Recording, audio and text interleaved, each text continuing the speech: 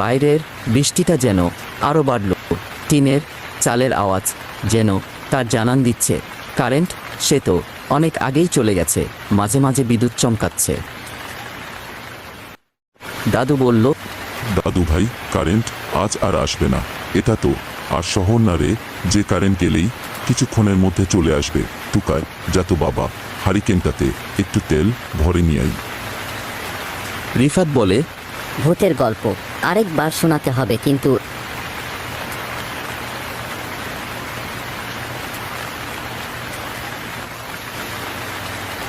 এই বলে রিফাত হারিকেনে তেল ভরে নিয়ে এলো।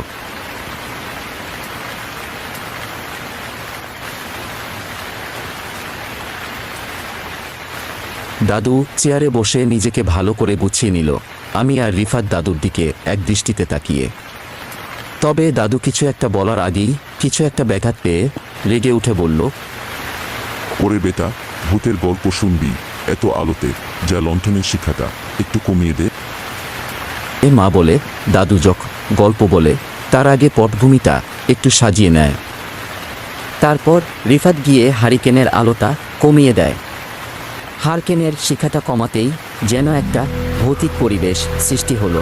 বাইরে মুষলধারে বৃষ্টি, টিনের চালে তার আওয়াজ, আর মাঝে মধ্যে বিদ্যুৎ চমকাচ্ছে। তার কিছুক্ষণ পর মেঘ ডাকার শব্দ, মাঝে মাঝে এক রাশ শীতল বায়ু জানালা দিয়ে এসে হারিকেনের আলো একটু করে নাড়িয়ে দিয়ে যাচ্ছে। শোনো রিফাত, এটা কোনো বানানো গল্প না, এটা আমার ছোটবেলার কথা। ওই কত হবে, 11 থেকে 12। এই রকমই এক শীতের রাতে ঝমঝমিয়ে বৃষ্টি নামল। আমি আর আমার কাকার ছেলে রাকিব ঠিক করলাম কাল ভোরে উঠে তাল কুড়াতে যাব। এখন তোরা কি বুঝবি তাল কুড়ানো? আম কুড়ানোর মজা একটু দেরি করলেই আর কিছু পাবি না। আর 5-6টা ছেলের সঙ্গে ঠেলাঠেলি করে জাম কুড়ানোর মজা ছিল আলাদা। যেমন ভাবা তেমন কাজ। পরের দিন ভোর রাতে তাল কুড়াতে বেরিয়ে পড়লাম, হাতে একটা হারিকেন আর ব্যাগ নিয়ে। হারিকেনের আলোতে কুয়াশায় ঢাকা বৃষ্টিতে ভেজা কাঁচা রাস্তার আস্তে আস্তে হেঁটে পৌঁছালাম বাঁশবনের পাশে তাল বাগানে। সারি সারিভাবে 7-8টা তাল গাছে এখনো বেঁচে রয়েছে আরজু দাদাদের তাল বাগানে। রাকিব বলে উঠল, এখনো কেউ আসেনি রে মাসুম, অনেক তাল কুড়ানো যাবে। তুই এই সামনের গাছ থেকে শুরু কর, আমি ওই দিকের গাছগুলো থেকে আনছি।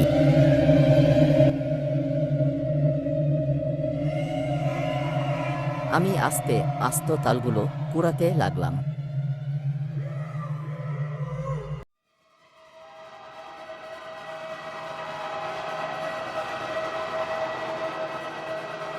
আমার প্রায় অনেকগুলো তাল ব্যাগে ভরার পর রাকিবের গলার চিৎকার শুনতে পেলাম।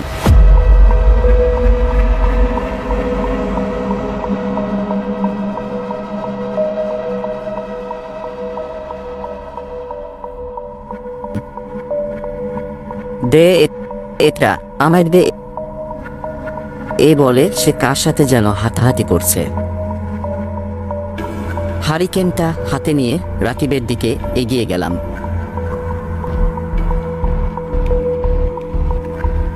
প্রায় দূর থেকে দেখতে পেলাম বাঁশবনের পাশে যে শেষ গাছটা আছে সেটার নিচে রাকিব আর কে একজন মারামারি করছে।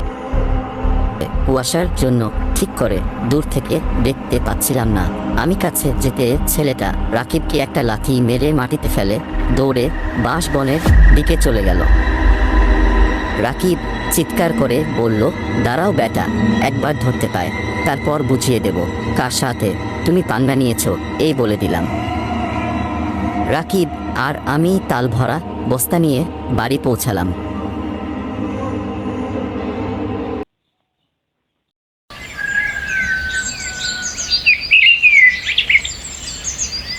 কিছুক্ষণ পর সূর্য উঠল। রাকিব বলল, ভাই, শরীরে বড় যন্ত্রণা হচ্ছে। দুপুর হতে হতে রাকিবের প্রচণ্ড জ্বর এলো। কাকিমা মাথায় জল পট্টি দিয়েও জ্বর নামাতে পারল না। রাকিবের এই অবস্থা দেখে কাকু খুবই চিন্তিত ছিল, তাই গ্রামে ডাক্তারকে কাকু আনতে গেল।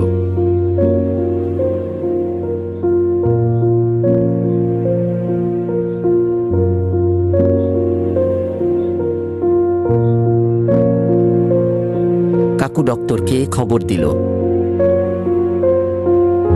বিকেলে ডক্টর এলো, কিছু ওষুধ দিয়ে চলে গেল।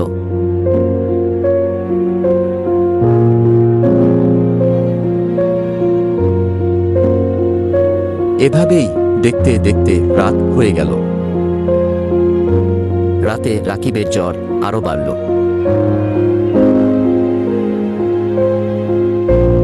পরের দিন সকালে ঘুম ভাঙল কান্নার আওয়াজে। ঘুম থেকে উঠে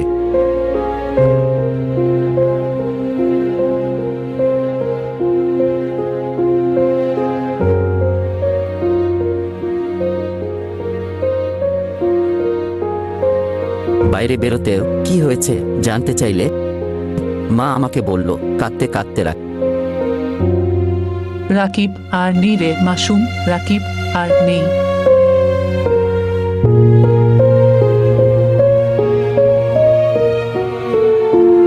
এটা শুনে আমি যেন কেমন হতবাক হয়ে গেলাম। মনের কোণে জমে থাকা অজস্র কষ্ট যেন অশ্রু হয়ে ঝরে পড়তে লাগলো।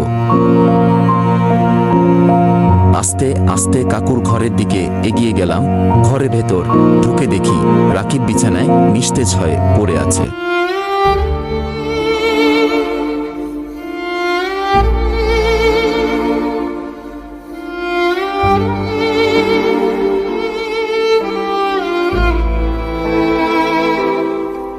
তারপর রাকিবের লাশটাকে দাফন করে রেখে আসলো।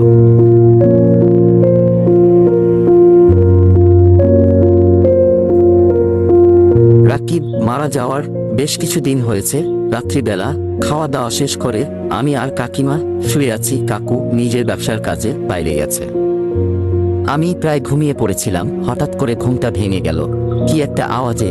কাকিমাকে দেখতেই বুঝতে পারলাম কাকিমা কিছু একটা দেখে আতঙ্কিত হয়েছে। কাকিমার চোখ অনুসরণ করে তাকাতেই ভয় ও আতঙ্কে আমার হাত পা যেন অবশ হয়ে গেল। স্পল আলোয় বুঝতে পারলাম যে একটা বাচ্চা ছেলের মতো কালো ছায়া গোটা ঘরে পাগলের মতো ছুটে বেড়াচ্ছে, আবার কখনো জানলায় বসে রয়েছে। আমি সমস্ত স্নায়ুর শক্তি একত্রিত করে কাপা কাপা গলায় বলে উঠলাম, ও ওটা কে? কিছুক্ষণ নিঃশব্দতার পর কাকিমা নিচু স্বরে বলল, চুপ করে শুয়ে থাক, কথা বলিস না। আমি প্রায় দম আটকে শুয়ে শুয়ে দেখতে লাগলাম ছায়ার মূর্তিটিকে। ছায়ার মূর্তিটি কখনো এদিকে আবার কখনো ওদিকে, আবার মাঝে মাঝে উধাও হয়ে যায়। এতক্ষণ ভয়ে গলাটা শুকিয়ে কাঠ হয়ে গিয়েছিল। তারপর আমি বিছানা থেকে উঠে পানি খেতে গেলাম। সবে মাত্র গ্লাসটা নিতে যাব, ঠিক তখনই এসে হাজির আমি দেখি